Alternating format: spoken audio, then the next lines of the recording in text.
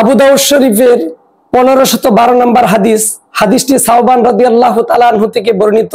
তিনি বলেন, রাসূল আকরাম সাল্লাল্লাহু আলাইহি ওয়াসাল্লাম যখন নামাজ পড়তেন, নামাজের সালাম ফিরানোর পর নিজ স্থানে বসে 3 বার পড়তেন আস্তাগফিরুল্লাহ, আস্তাগফিরুল্লাহ, আস্তাগফিরুল্লাহ।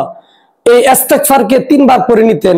আল্লাহ রাসূল বলেন, কোনো ব্যক্তি যদি প্রত্যেক নামাজের পরে সে সালাম ফিরিয়ে, প্রত্যেক নামাজের শেষে সালাম ফিরিয়ে যে ব্যক্তি ইস্তেগফার 3 বার পড়বে, নামাজের মধ্যে যে ছোটখাটো ভুল ত্রুটি হয়, আল্লাহ রাব্বুল আলামিন এই ইস্তেগফারের উসিলায়, ইস্তেগফারের বদৌলতে আল্লাহ তাআলা তার নামাজের ছোটখাটো ভুলগুলোকে মাফ করে দিবে।